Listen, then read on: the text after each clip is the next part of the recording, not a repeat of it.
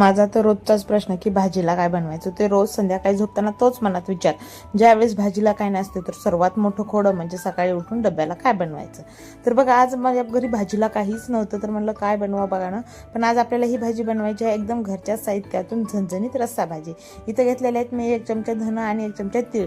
आपल्याला चांगले परतवून घ्यायचे आहे. त्याला ते चांगले गरम झाले की लगेच आपल्याला एक कांदा घ्यायचा आहे. मीडियम साईजचा कांदा घेऊन थोडंसं खोबरं भाजलेलं, 2 मिरच्या, थोडंसं तेल टाकून चांगलं आपल्याला परतून घ्यायचं आहे. टोमॅटो आणि थोडीशी कोथिंबीर चांगलं आपल्याला परतून घेतलं की ते थंड होण्यासाठी आपल्याला ठेवायचं आणि मिक्सरमधून काढून घ्यायचं आहे. इथं बेसन पीठ घेतलेलं आहे. थोडीशी हळद टाकायची, तिखट, धन जिरं पूड आणि मीठ आणि कोथिंबीर टाकून आपल्याला ह्या पिठाचा चांगला उंडा मळून घ्यायचा आहे. थोडंसं पाणी लागेल तसं वापरायचं म्हणजे पाणी पातळ नको व्हायला पीठ. आणि तेलाचा हात लावून छान आपल्याला ह्याला मळवून ठेवायचं आहे. लगेच आपण याचे 2 भाग करून याला 2 पोळ्या लाटून घ्यायच्या आहे त्याच्या. तर बघा इथं मी तेल टाकलेलं आहे. तेल, जिरे आणि आपण मसाला बनवलेला मिक्सरमध्ये काढून घेतलेला आहे आणि तो चांगला टाकून घ्यायचा आणि चांगला परतून घ्यायचा. थोडासा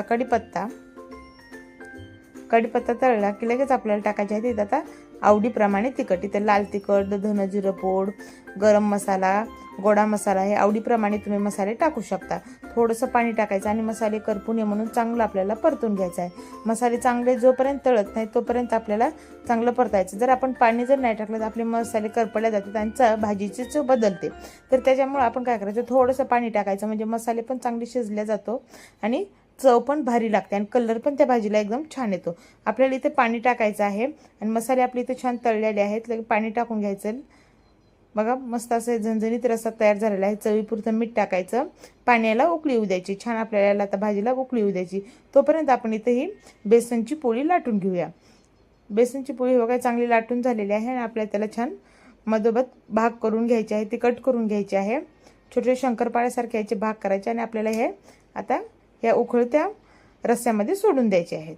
बघा मस्त असं 10 मिनिटं याला चांगली शिजू द्या. मस्त आपली अशी झणझणीत घरच्या साहित्यामध्ये एकदम साध्या आणि सोप्या पद्धतीने ही आपली भाजी तयार झालेली आहे. कमी वेळेमध्ये आणि झणझणीत आणि सर्वांनाच आवडते अशी एवढी झणझणीत, छोट्यापासून मोठ्यापर्यंत सर्वांनाच आवडणारी आपली छान अशी बेसन वडीची भाजी तयार झालेली आहे. तुम्हाला जर ही रेसिपी थोडीही आवडली असेल ना, नक्की लाईक करा, शेअर करा आणि सबस्क्राईब करायला विसरू नका. तुम्हाला कशी वाटली ही कमेंट आणि तुम्ही या भाजीला काय म्हणता ते मला नक्की कमेंटमध्ये सांगा.